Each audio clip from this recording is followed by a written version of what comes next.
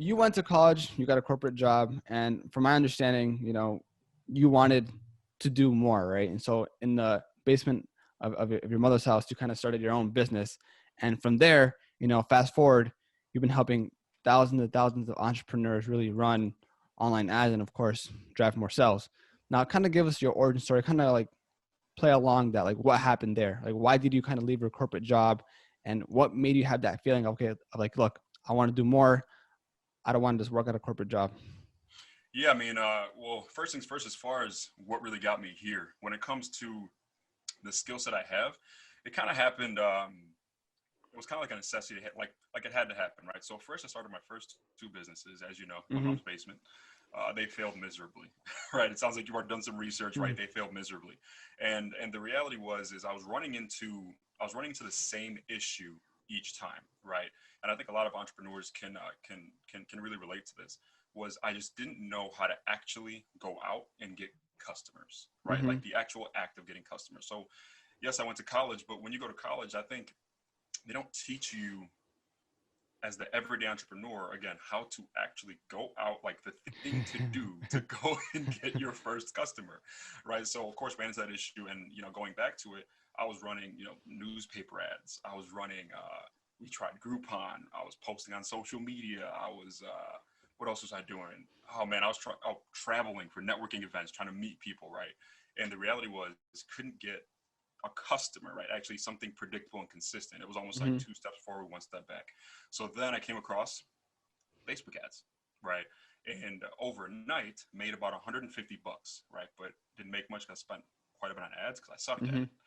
But as an entrepreneur, you see the power, right? I made a sale, but I actually wasn't there, right? That's first, because before going to networking events, I had to be there, right? Posting online, you kind of post and you pray, right? Hope someone comes to you, right? Facebook ads got me a sale, and I wasn't even there. So I saw the power in it. That's when I started to dedicate myself, right, to learn the skill set to actually run ads. Then I started running ads for, customers, other people, other businesses, right? We went to real estate agents, mortgage brokers, gyms, what were we doing? Medical spas, dentists. We were across the board, right? And then, of course, now what we do, fast forward, is we help other entrepreneurs use ads to go out and get customers through our program. So did you kind of just Google, like legit just Google, like how do I get more customers? And the first thing that kind of popped up was Facebook ads. And did you learn Facebook ads on your own from scratch, or did you take any courses, or was it all just YouTube? Yeah, so it started off with YouTube University, right? When you're looking at free stuff, because at that time my middle name it's still free. My middle name is still free, right? Anything that can work, right? I'll do it. But then to a Mm-hmm. certain point, as far as the skill set, you have to start investing in yourself, right? Because in the beginning, what I saw first was I saw a post online, because you don't realize it, but their ads on Facebook say sponsored at the top left there, Mm-hmm. right? So I started, when you're looking for answers, you start to see them right throughout the day, right? So when I'm looking for it, I see sponsored. I'm like, hold on, these people are in my news feed and they're not my friends, but they're getting a message out to me, Mm-hmm. right? And I'm thinking, okay, so Facebook ads might be a thing, because now I'm seeing companies like Coca-Cola, Pepsi, like big companies are advertising on Facebook. I'm like, so this stuff must work. So I start digging into it, right? YouTube University, learn a few things for free. But that's where I think I look back and I regret not investing into the actual skill set earlier, because I burnt a lot of money just trying it, trial and error. Because the problem with YouTube and, Googling and things like that is you're going to get a lot of free information, but it's scattered. Does that make sense? So Yeah. like you'll hear from, let's say, 3 or 4 or 5 different gurus, 18 different strategies. And it's kind of like, okay, well, which one works and how do I do it, right? So it's a great starting point. Like, yes, I learned for free as a great starting point, but then I started investing into write books on actual marketing, right? The actual act of marketing, because something that your audience, should know, and people in general should know, is marketing and advertising doesn't change, right? It's the framework and the process is the same. It's Mm-hmm. just the platform changes, right? So for example, Facebook is different than YouTube, is different than, TikTok, LinkedIn, all these different platforms, but it's just putting a message in front of your audience, right? So for me, once I learned, okay, pushing the buttons on Facebook is one thing, right? Pushing buttons on YouTube, Instagram, whatever you're using is one thing. The strategy behind it is where you really have to now invest into the skill set and knowing how to actually put a strategy together. That's when I started actually investing in books, right? Going on webinars and seminars and things like that to really learn marketing. Okay. But did you put all your eggs in one basket in terms of really learning and executing and mastering Facebook ads? Because was Facebook that, specifically, the yeah, platform. yeah, Yeah, I mean, yeah, most definitely, because for me, when you look at the data, right, where are the most active users? Facebook and Instagram. mm-hmm, And for your audience that doesn't know, Facebook owns Instagram, right? So when I say yeah, Facebook ads, just know I'm talking Instagram ads as well. And they both, I believe, Instagram has 1 billion monthly active users. Facebook has 3 point something, maybe high 2 point something. So when you look at, where your audience is, no matter what age demographic, it's there, right? So for me, spending time on, LinkedIn or, TikTok, Snapchat, whatever else is out there, it just didn't make sense, right? My audience is on Facebook and Instagram. okay. So you said for your first business, were you kind of trying to help businesses market their own brands, right? And then eventually, as you got better and better, you've been helping entrepreneurs actually run Facebook ads, right? Yeah. So on the agency side, right, what I was doing, and this was agency, right? It was literally Mm-hmm. just me until we started growing.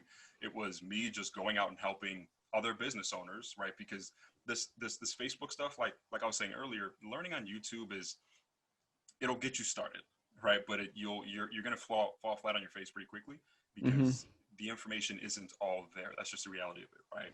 So the average business owner, they're focusing on running their gym, right? They're focusing on running uh, their whatever their service or product is, right? Their specialty isn't marketing. So to try and piece together what YouTube University is going to give them is tough. That's when I came in, saw the opportunity, said, "Hey, I'll just run your ads for you," right? And then as we started to grow, now you got people saying, "Hey, can I learn that stuff? Hey, what are you guys doing? Can I learn that stuff?" And then, sure enough, that's how the program was born. And what did you have to learn? What are the nuances you have to learn to really master Facebook ads? Because I know there's a lot of elements to it. There's the ad itself, the creative, the copy. Yep. How do you target your audience? Of course, if you have the landing page, a call to action. There's a lot of variables here. Yep. Now, let's kind of like break it down. So, what's the first step you have to do if you're working for a business or maybe working Yep. on your own business to drive more sales? you know I think the first step here is like, who's your target audience, right? Exactly. So a lot to unpack in that question, but we can start, from the ground up, right? Yeah. I know you mentioned ads, landing pages, right, call to action, etc. Understand there are so many different advertising strategies. There's some that don't even involve a landing page, right? It Okay. depends on what your strategy, your offer, or your product is, right? You can run an ad that goes literally straight to a phone call. You see what I'm saying? So there's a lot of different strategies. However, at its core, at the beginning of every ad campaign, you have to know who your audience is. Like you mentioned, right? You have to know who your audience is because you can have the best ad creative, you can have the best body copy, you can have the best call to action, best back end selling system. If you're showing your ads to the wrong people, it won't work, right? I'll give you an example. If I saw in my newsfeed ads about hair care, right? Look at my Mm-hmm. hair. I don't have much, right? If I saw ads about beauty, I don't really take care of probably should, but I don't really take care of like my face too much or any of that stuff, right? If I saw ads about, beauty industry stuff, I wouldn't click. However, Mm-hmm.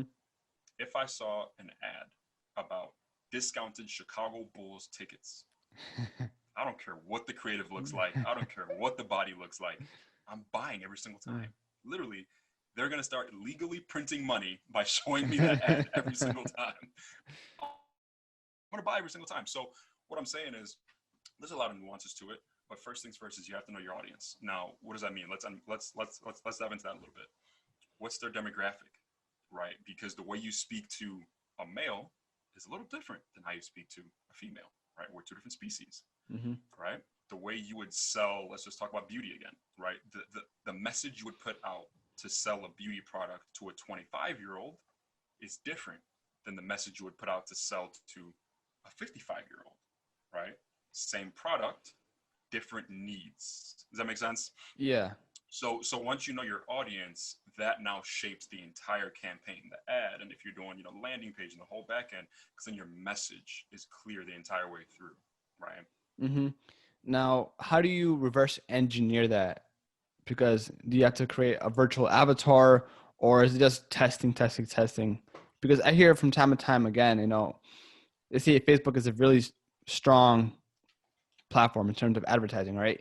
Yeah. And I hear that it's good that you can have all these kind of, you can show the interest, kind of really narrow down on who your target audience is, but you can do a very basic kind of ad on Facebook, right?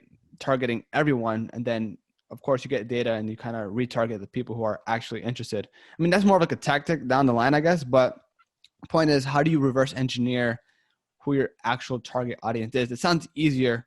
It sounds Yep. easy, but I'm pretty sure it's not. Yeah, it's not, but also it depends on who you are, right? So, for example, let's speak specifically with your audience, right? If these are Mm-hmm. individuals who are looking to just get started in the game, right? You have to have some sort of, because you have to start somewhere, right? Yeah. You have to have some sort of an idea of who will buy, right? Because if that's the case, if you don't have that, then you're really just throwing, we'll call it, throwing spaghetti at the wall and hoping it sticks, right? Mm-hmm. So you have to have an idea, and then from there, the number one thing is always be testing, right? Even us, when we have a campaign dialed in, we're always still testing more campaigns. Why? Because we're dealing with humans at the end of the day, right? Humans are the biggest variable on the planet. An ad campaign can run for a year straight, and then all of a sudden it can just crap out. So you have to have other things testing on the back end to be able to run other ads, run other audiences, and still keep it moving, right? So number one, always be testing, right? The sooner you can accept that, the better off you'll be in really anything in life, but also mainly in ads, Mm-hmm. right? But then also reverse engineering is most people, what I've found is the reason why they're selling their product or service, or the reason they start their business, whatever it may be, is because they were probably a consumer of that thing, right? So, so most likely you are, in most cases, your avatar, right? So just look at the things you're interested in because chances are your your consumers are also interested in that, right? Yeah. But then also do some digging online, right? Literally, Google is your best friend. Go look at huge, large competitors who are already selling what you're selling, and then look at their marketing, right? Go on their website, see who's in their marketing. Are they showing, 35-year-old white women? Okay, those are my, that's my audience. Are they showing 35-year-old black women? Are they showing 40-year-old white men, right? But so who are they showing in their marketing? Because then you could Mm-hmm. say, okay, they've invested millions of dollars into their marketing, right? And now I know where I can start, right? Are they showing, males wearing athletic gear? Then okay, I'm targeting athletes. Are they showing males in, suit and tie and things of that nature? What's their age demographic, right? What are they showing? Because they've already invested the millions in it. I'm gonna start there and then work my way from it. Does that make sense? Yeah. Yeah. I think I heard like another strategy where you can go to a Facebook ad library, kind of see the creative or the ad itself from other companies. And of course, these companies, for example, going back to athletic wear, you can copy Nike. Of course, they spend millions and millions of dollars on these Millions. ads. You can literally kind of create an ad similar to it, not reinvent the wheel here, but kind of go along with what they're doing and add your own copy and, maybe the same sort of creative itself. But yeah. Exactly. Now, Because the now number that, one thing, and really just to piggyback off that before we go to the next subject, is when you look at those large companies' creative, like for example, I'll say white women, black men, white men, whatever it may be. When you look at their creative and you see who is in that, and creative by the way just means image, right? Image or video. When mm-hmm, you look at who they're showing, that's typically who they're advertising to, because like attracts like, right? So if you're looking for demographics and things like that, age, gender, whatever it may be, look at who they're showing in their creative or on their website or who they're showing. That's typically who their customer is, right? So mm, that'll help as well when it comes to demographics, but then also for your creative too. yeah, I think you need to have like a really good eye to kind of really catch that. Uh, Yeah, Other tools that you can kind of use to see, okay, this is what, of course, like you said, you can be the consumer. You can kind of know what your avatar is because, like you said, if you kind of know the industry, if you're the consumer, you can kind of reference yourself as that avatar. But other tools that you can use to kind of, I guess, spy on your competitors to see what their target audience is so you can kind of use for your ad. as far as tools go, Yeah, to really yeah, hone in on yeah, your target audience. yeah. I mean, as far as the tool goes, I mean, you mentioned the Facebook ads library, Mm-hmm. that's a good place to start. But as far as what they're actually doing on the back end to see their true, their true targeting, that's between the advertiser and the platform on whatever Okay. platform it is, right? TikTok, YouTube, whatever it is. Mm-hmm.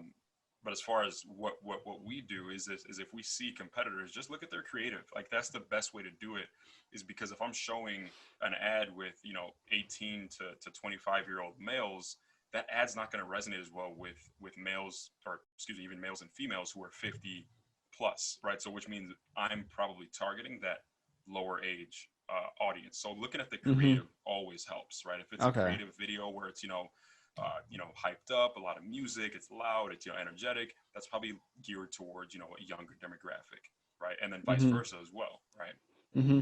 So I guess the next step is, from time and time again, I hear that as a salesperson, you have to provide a value first before asking for Yeah. business, right? So if you're to create a campaign, would you first create literally a call to action where you ask for the sell, or do you kind of provide value or information on your product or service before you retarget everyone else? What's like the next step for that?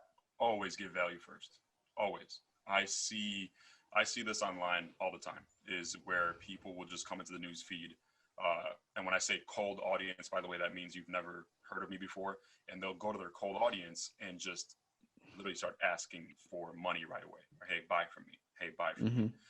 It's almost like let's take Facebook out of the way. Let's take all these other online platforms out of the way. Let's go back to just traditional marketing, right? Mm-hmm. Marketing is just simply a set of activities to interest, right? Back in the day, or really, I mean, still till today, Mm-hmm. people are cold calling, right?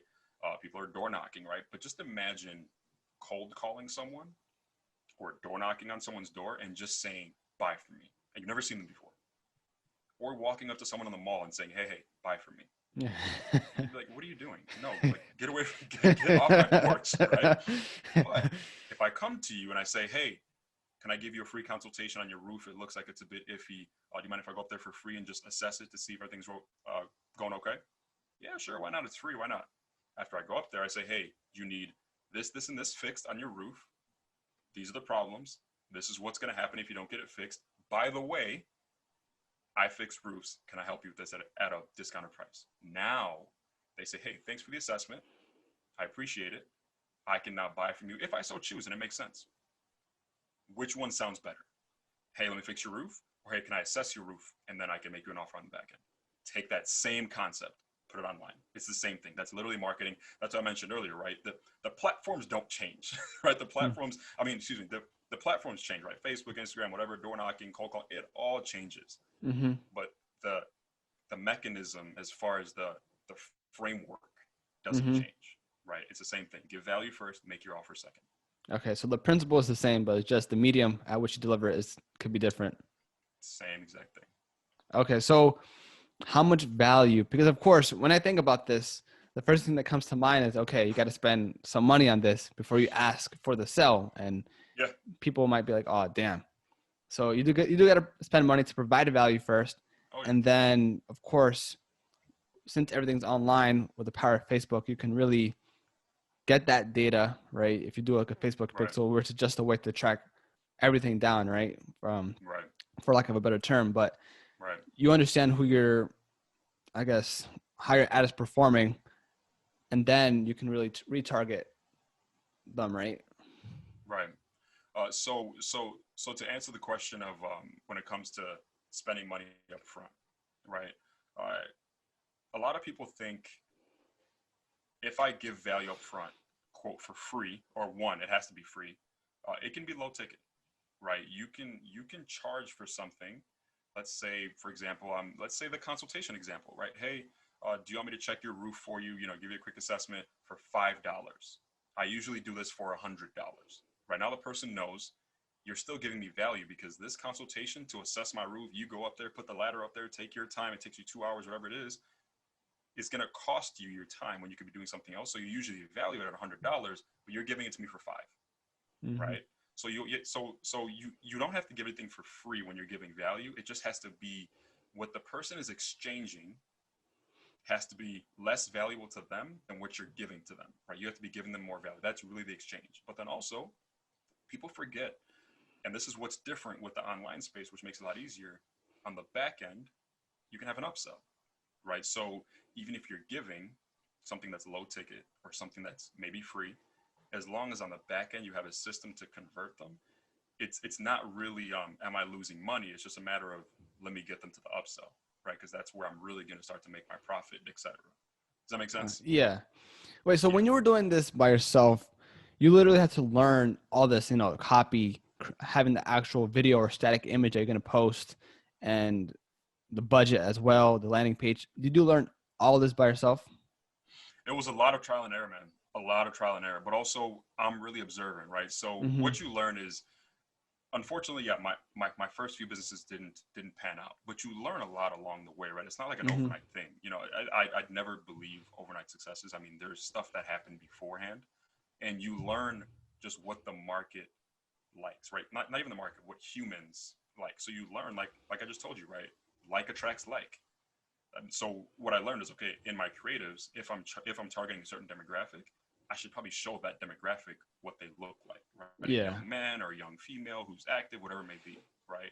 Mm-hmm. And then when it comes to, learning the whole back end, you start by just testing. Fortunately for me, I was testing on budgets that were, pretty decent. We were testing about $500 budgets a month, but you can do a lot of testing with Facebook, right? Oh, You yeah. have that on and off button. So that's, I think, where a lot of people have got it, quote, twisted, because traditional media has us thinking that this budget is stuck, right? If I give a couple $1,000s to a billboard, that's it, right? If I give a couple $1,000s to a radio ad, that's it. If I give a couple $1,000s to a TV ad, that's it. With Facebook and these online platforms, you're not stuck, right? So your trial and error can be extremely fast. You can try hundreds of ads in one day because you can turn them on and off, right? So you Mm-hmm. you can learn pretty quick. It's just a matter of, am I willing to do it, right? Yeah. So I think that's where the difference is. Is yes, there is a learning curve, but it's so much shorter because you get so much data back, right? Does that make Yeah. sense? No, yeah, for sure. Now, let's talk about the actual creative and the copy itself, because that can be very, very important, right? Yeah. Now, starting with the copy, is it important to have long form copy or short term copy? Like, is there a balance, or how do you know what to use? Like, you can talk too much or you can talk too little, you know? It depends, and I hate to give that answer, but it's the truth. It depends. I mean, is what you're does what you're selling need explanation, right? There are so many data points, right? Do you have a big brand, right? If you have a big brand, usually you can use lesser words because people already know you, like you, and trust you. You Mm-hmm. can just say, hey, we're doing this thing, people are buying already. But if you're a smaller brand and your thing needs explaining, right? And when I say thing, I mean, for example, like dentist, right? How much explaining do you need to understand of this is a teeth whitening, right? Not much. But if you're a quote personal coach, what are you coaching me on? What's my result, right? That needs a lot more explaining.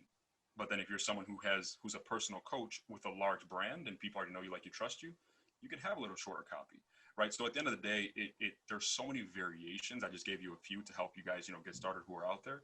However, understand there is no right or wrong answer when it comes to long form copy or short form copy. The Mm-hmm. only answer is your messaging on point, right? Do you solve a problem? That's the only reason people do anything. Is, are you going to solve my problem? You can have 3 lines of copy and they can say exactly what the problem is, exactly how you're going to solve it. Someone's going to say, awesome, click. Or it can take long copy. As long as you hit the points of the problem you're going to solve, they'll click. But it's overall, does your message make sense for them? Or are you going to solve them a problem? Now, what do you do if you're not a good writer or you hate writing? Because with copy, especially in the ad, you can't have any fluff. It has to be very concise. So how do you learn such a, I think this is a really developed skill that you kind of need to learn as a salesman Yeah. As far as you mean or copywriting? marketer. Yeah. Yeah. So just for reference as well, copywriting is just persuasive writing, right? It's just words on paper, words on the screen to sell something or to have someone take an action. Just for your audience to get perspective. Yeah. And you're asking, how do you get good at copywriting? Yeah.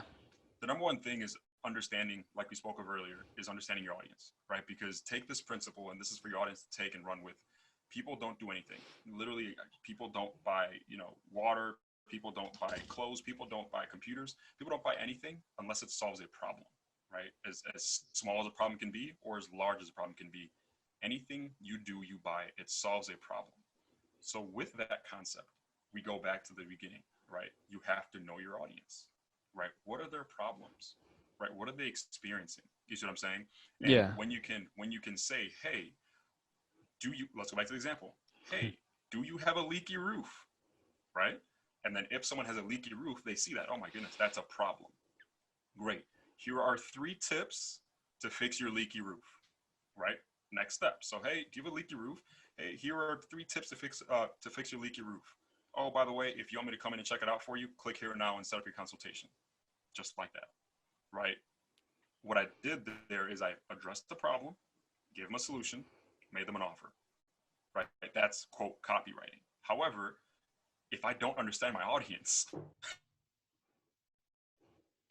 I can't do any of that, right? So understanding your audience overall is the biggest key. It's the whole game when it comes to copywriting and Mm-hmm. marketing in general. So let's say you're an agency owner and you're working with the client, how do you create, now that we went over the copy, how do you create the Yeah, actual content, in terms of the creative, the video, the static image, especially if you're remote, because that can be a challenge. Nowadays you can be working with clients from a different state and you have no idea or no clue of how to really create an actual creative video if you're, miles and miles away. yeah, that's a good question, and it's funny you say that because that's something that I struggled with quote when I Mm-hmm. first got started because I was thinking I can only work locally, but that's a limiting belief, right? That is not true whatsoever, right? And I had to think this way. There are companies that work with each other globally, but at that time when I got started, I was thinking small. That I didn't Mm-hmm. realize I was thinking, oh, I got to go out there, I got to help them video, I got to. You don't have to do any of that, right? And I'll give you guys, some free resources right now. There are images you can use that are pretty standard, but as long as the body, again, the body copy, your message overall is solving their problem, yeah, the creative, plays a big effect in it. However, as long as you can solve the problem in the body copy, right?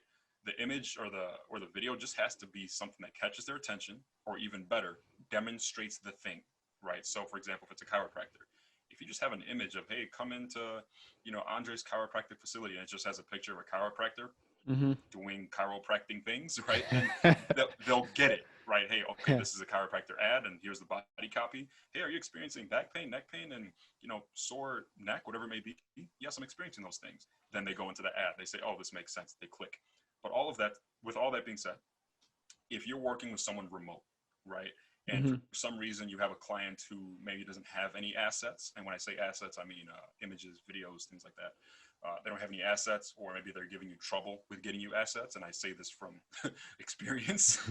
You can use websites like pexels.com, right? So PEXELS.com. They give you royalty-free images and videos, right?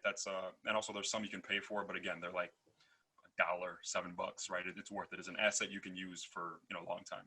Especially if you niche down and you're working with, let's say, just chiropractors or just gyms, you can literally use that same $7 image you purchased or the free image you got, use it across all your clients, right? So Mm-hmm. pexels.com, when you're looking at audio for videos, because videos are great creative, but the audio in the background is what really sets the mood for the ad. This is another big resource for you guys. Go to audiojungle.net. And I believe another one we use, I think we just use audiojungle.net now. But again, royalty-free, audio. But you can also purchase some as well. I think they're like, maximum $25, right? Mm-hmm. But then use that audio on the back of your video to kind of set the mood, right? Don't go Yeah. in there searching for, random stuff. Search by mood. Right? So if you want your audience to feel sad, search sad music. You want audience to feel excited, search excited music. And all these things are tools to help you create a creative in the event that you're working with a client in a different city, state, area code, zip code, whatever it may be, and they don't have assets. You can go and just literally put some assets together that are royalty free. You can use online for under $20, maybe $15. And those are assets. That's not an expense. That is an asset you can use for any other campaign. So in the beginning, you thought that you had to just work locally so you can actually, get those assets. But in fact, you have all these tools at your disposal that you can actually work with anyone you want. Right. Right. And I mean, that's how the mind works, right? In the beginning, you're thinking, oh my goodness, I need a picture of the actual client, right? So you're thinking, how am I going to get it? Then of course, that's where I ran into the issue, right? Hey, can you guys send me a picture of this? Can you guys send me your, video of this? They take time, right? Because they're doing their own thing. So now you got to find resources, right? You got to find answers. So these are some answers I'm giving you guys to shorten that learning curve to get you guys, taken care of with some royalty-free stuff to use for your clients. For those of you who are going to be running agencies, or even if you're running ads for yourself and you don't want to be on camera, or you don't want to hire some sort of a designer, right? Just go on Pexels, go on Audio Jungle. Another one for you is canva.com. Go to canva.com. You can just drag and drop, create stuff on there. It's a free tool. Use what you have at your resource, use what you have at your disposal, and just put some ads out there. So was that kind of one of your biggest mistakes, or like maybe not a time waster, but if you knew about this earlier, maybe you could have expanded your horizon a lot sooner? Not my biggest mistake. I'll say that there. I made a lot more, but as far as creative goes and wasting time, yeah, it was up there because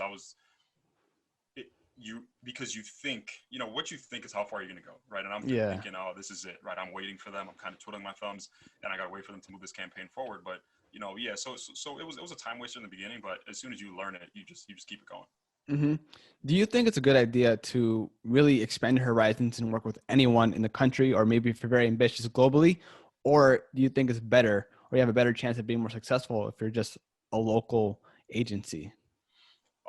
Well, it depends, right? Again, it depends because the number one thing I've learned recently when it comes to setting up a business is design your life before you design your business, right? So if you want to be Andres, the man, right? The marketer in New York, you want to be the guy in New York, then yeah, I mean, just run your ads in New York.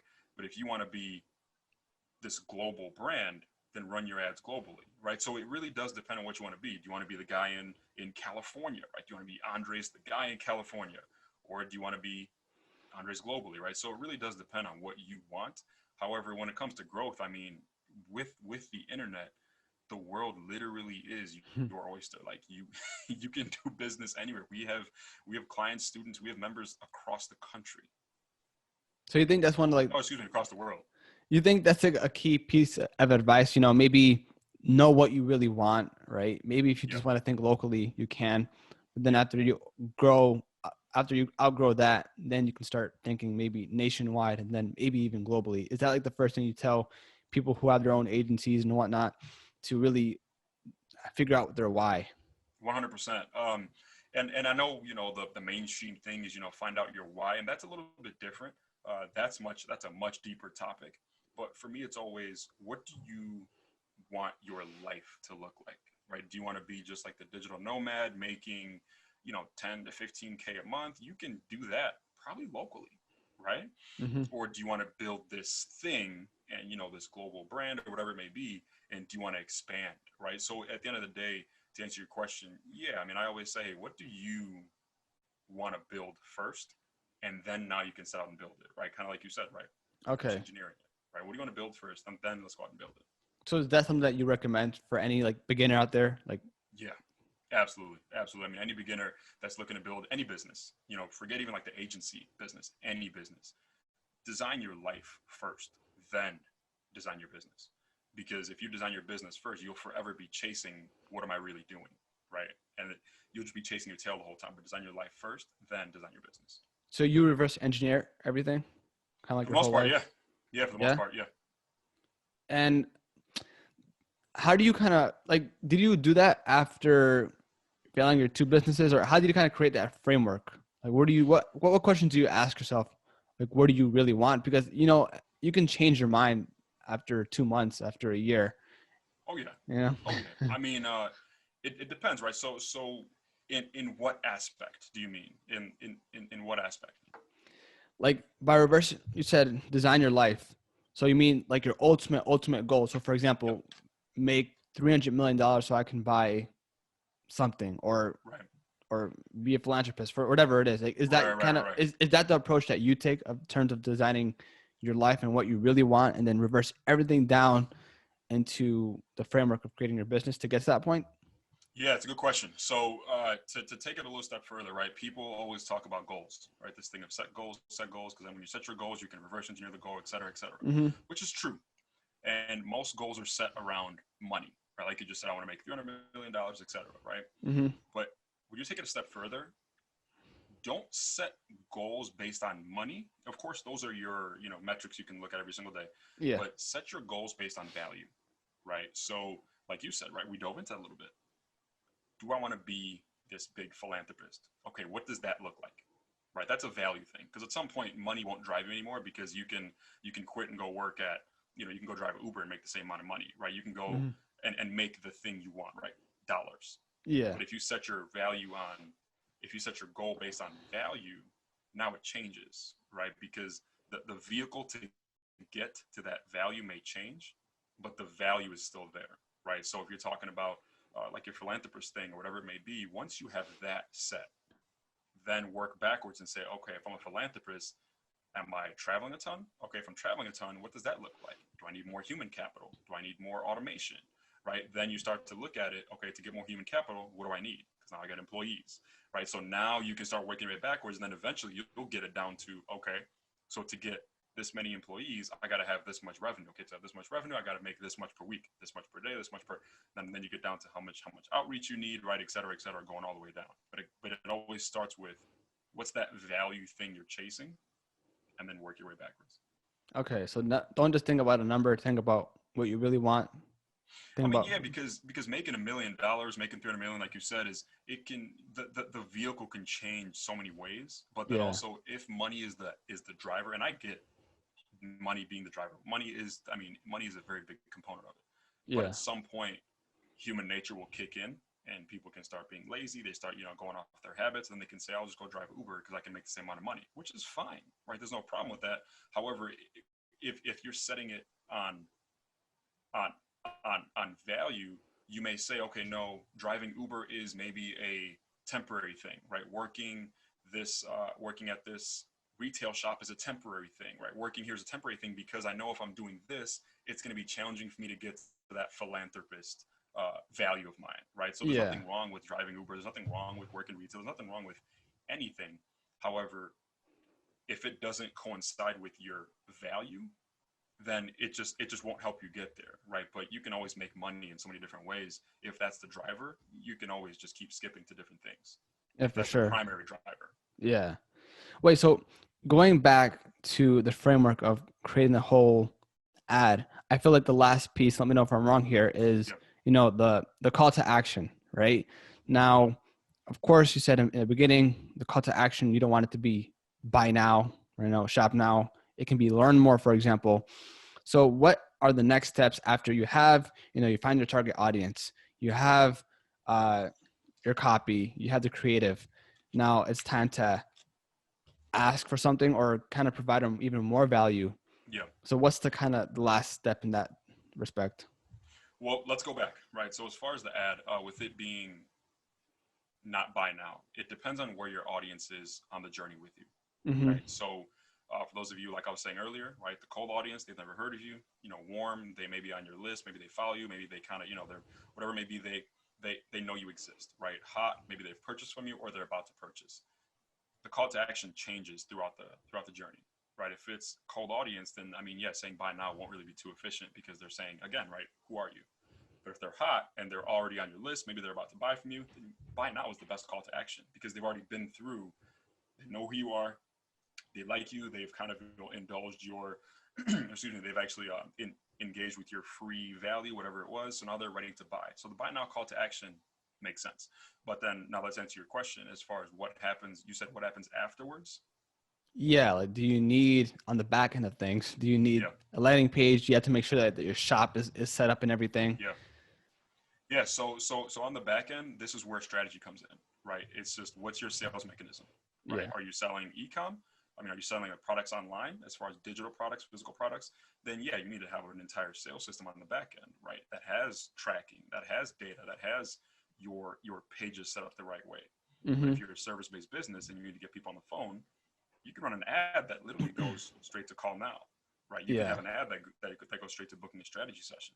And then of course there is the landing page you can have where you collect information. However, that all the back end is depending on the strategy and the business and what Mm-hmm. the business owner wants the strategy to be. You can run messenger Okay. ads, right, where there is no even back end as far as landing pages, things like that. You can just run a messenger ad straight to conversation. You can start talking right there, right? This is where I say the strategies change so much, and it depends on what the business owner, the entrepreneur wants that ad to accomplish. Yeah. I feel like if you're a beginner in the agency space and you can drive so much traffic to someone's store to buy a product or service, right? But if their back end sales system sucks, then you can't do anything about it. You're bringing all these leads, but their sales system isn't able to convert it. That's out of your control. So before, as a beginner, if you're in that position, you have to make sure that the client that you're working with does have these systems in play so you don't waste each other's time. 100%. And that's something, again, I learned the hard way, right? I was thinking, and that's something for any of you who are thinking of running an agency, is you may be sending leads, right? Which is technically your job, right? I'm Yeah, sending you yeah. leads. But if they're not selling, you're now an expense, right? Because if they're not making Mm-hmm. money and they got to pay you next month, you're an expense, Yeah. right? So that's when for me, I learned, okay, let me just take over. And this is a note for you guys. Take over, make your client as least involved as possible. Literally make them as least involved as possible. So take over the entire sales process on the back end to where you are literally just handing them a lead, but you give them, right, tell them exactly what your expectations are. Hey, when a lead comes in, you got to call them within this amount of window, right? If you can't agree to that, then I can't work with you, right? Why do I say that? Yeah. People are scrolling online, right? Things are happening so fast. If someone goes off your ad, requests your offer, you only have a good 10, 15-minute window to give them a call, right? After that, the call now starts to get colder and colder and colder. So if your client can't agree to giving them a call within 10, 15 minutes, even 15, you're kind of pushing it. Then you as a marketer, you have to walk away from that deal, because I promise you, you may get paid up front that 1,500 or whatever you get paid. But next month, Mm-hmm. when you have that meeting, it's gonna be, oh, the leads are bad. Oh, this is, but then you look, the leads weren't called on time. You see what I'm saying? So, Yeah. so to really answer your question, control as much of it as possible to the point where your client is least involved. They're literally just picking up the phone and closing the deal. That makes Mm-hmm. sense? Yeah. Because I feel like as an agency owner, you don't want to work with one business at a time for every month. You kind of want to have something more consistent. Of So course. if you don't know that your business that you're working with doesn't have a back end sales system, then the second month you're not going to get that retainer, and there's going to be just like a waste of time. And of course, you want to have more consistent revenue for your actual business. Of course. And really a side note to that is make sure when you're working with clients, something that I always say is, unless you are ready for this task, be careful running ads for individuals who are just getting started with their business. Mm-hmm. Why do I say that? I shouldn't say just getting started, I should say who don't have much experience yet with their business. So why do I say that? Because they most likely don't have a full sales process in place yet. They're most likely still trying to figure out their sales script. They're most likely still trying to figure out their whole back end, right? And if none of that is put in place, who's going to end up having to build it for them? You are, Mm-hmm. right? Why do Yeah. I say this? Experience, right? We were taking on people who were just getting started, excited, yada, yada, but then you realize you have to build out so much, which takes away from your other clients, right? Because now you're spending so much time literally building someone's business as opposed to sending them the business for them to close. Now you're building their entire back end, right? Yeah. So what's like the best piece of advice that you've gotten, working on this? Either that can be a failure or maybe the nuances that you've learned that you can't get on YouTube University. Yeah. Best advice I've gotten is ask for help. Ask for help. It, I was, and I'll say I was the arrogant one. I was the ignorant one, right? I can do it myself. Oh, I'll figure it out. I wasted so much money and time. And I look back and I ask for help, right? Don't be ignorant. Do not be arrogant. Ask for help. Because here's the reality, right? Let's talk about ads for a second, but this goes into any aspect of life, right? Mm-hmm. Fitness, relationships, whatever it may be. But let's talk about ads. If you don't know what you're doing, you're spending money. Right? Not only losing time, spending money and you're losing it, right? And for example, if you're going out to buy a car, if you're going out to buy a car and you don't go with anyone who's bought a car before, you're going to be the sucker and end up paying Yeah. top tier for a car. But if you go with someone who's bought cars before, they say, no, no, no, no, do not pay for that car because this, right? They'll tell you the deal. And I say this because I've bought like 4 cars, man, and I know the game now. You know what I mean? Not like I own them all right now, but I've been through like 4 cars. I know the game.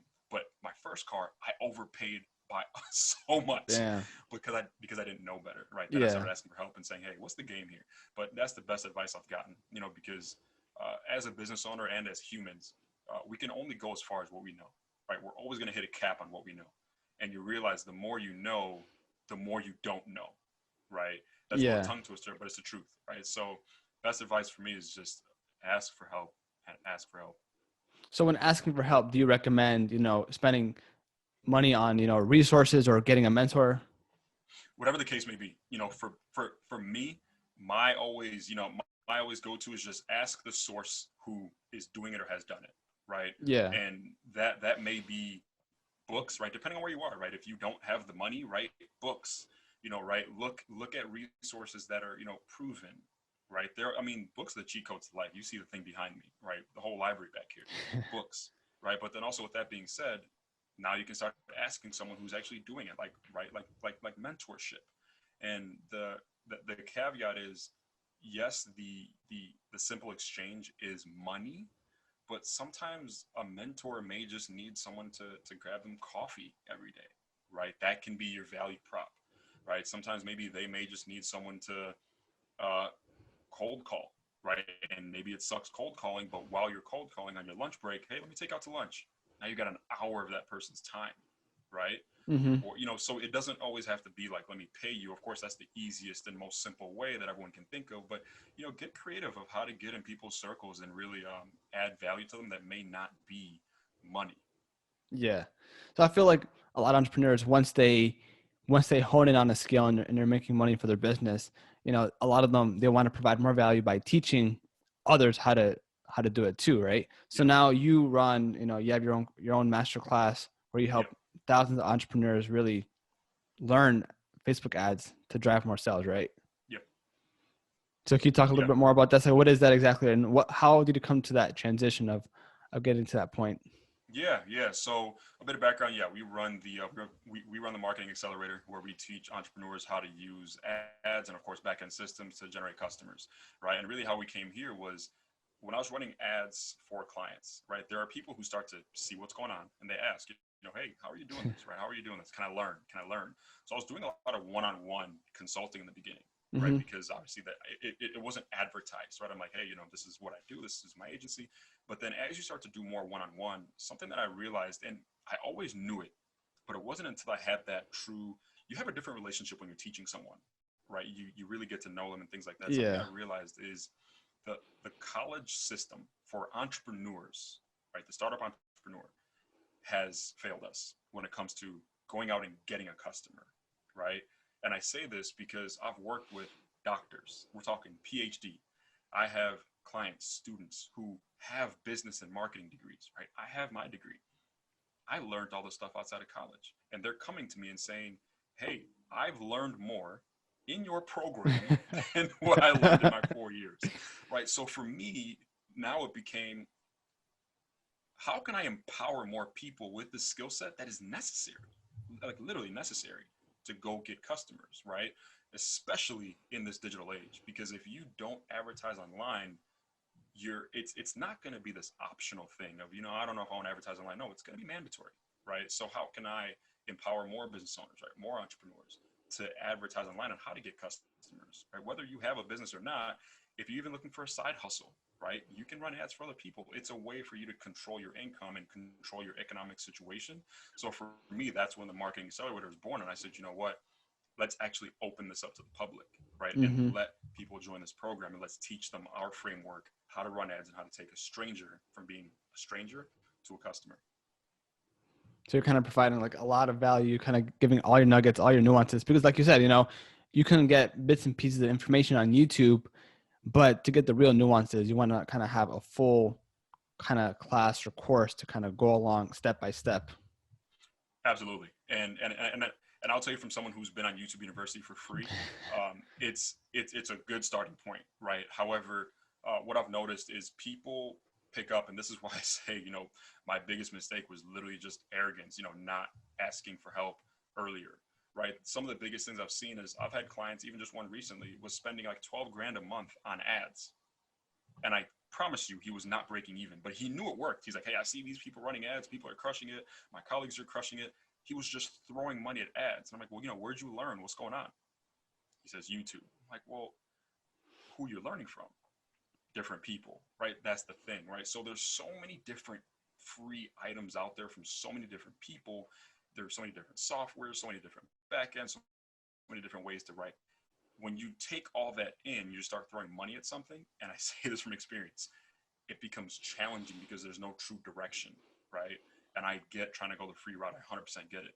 But that's why, yes, in the program, you're following a system that is proven, and we actually lay it out for you. So there is no guessing game. There is no watching YouTube videos, right? It's all in the program. And of course, there's the live calls with me. So we get to actually go through and look at your campaigns, right? So you're not just guessing if it's working or not. Yeah, I think that's a really good resource because you can learn a lot. You can walk the walk, but of course, you're not going to know everything. Everything that you learn, Yeah. you're not going to execute it 100%. So if they have the option to like hit you up, then they can really ask more specific questions and really just get results at the end of the day. Exactly, exactly. And I don't want this to be like, the sales pitch for the program. This goes for any skill set in general. Mm-hmm. If you're, whether you're selling e-com, I know a few people on here are probably doing e-com, Amazon or different things.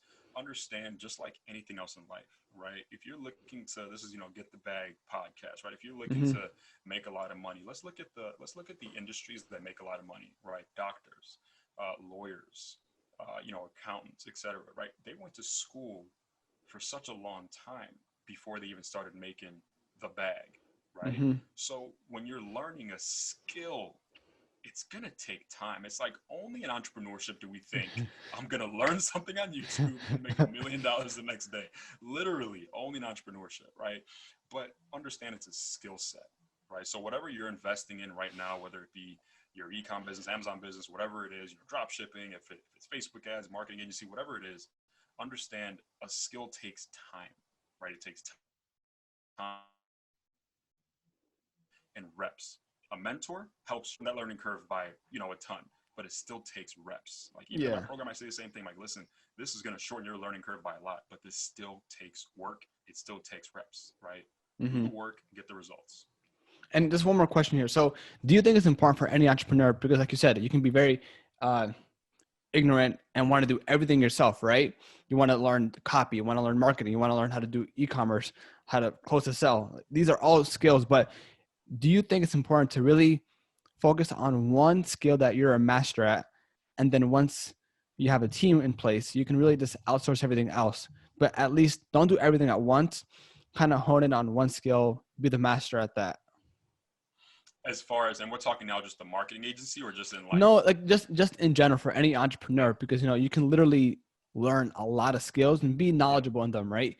But you Yeah. can't be a master in every single one. So you think it's Yeah. better to, just focus on one specific thing and be masterful at Yeah, that? yes. So when it comes to and I'll speak for the marketing agency side of things. Yeah. Number one skill to learn, I believe, is copywriting. Why? Because like I mentioned earlier, it's understanding your audience and then putting a Mm-hmm. message out there. And the one thing that's consistent in an entire campaign is the message, right? So once you know that, everything around it kind of falls in place, right? The call to actions, the landing pages, all that, it just kind of falls into place. But understand, it goes back to design your life before you design your business, right? If you become good at that one thing, for example, let's say you become extremely good at building funnels, right? I'm the funnel guy, completely the funnel guy. Maybe you can outsource the ads, right? Outsource other stuff. But then is that what you want your life to look like, right? Or do you Yeah. want to be the full gauntlet, the full service from end to end, right? From ad to customer. If that's the case, you have to invest more time to learn the skill set. But when you're the full end to end guy or girl, there is more profit in it because you're not outsourcing anything, right? Yeah, But it's true. understand you have to invest on the front end to learning those skill sets. So it all comes down to designing your life before you're designing your business, and then learn the skill sets that match what you want to do. Yeah, that makes perfect sense.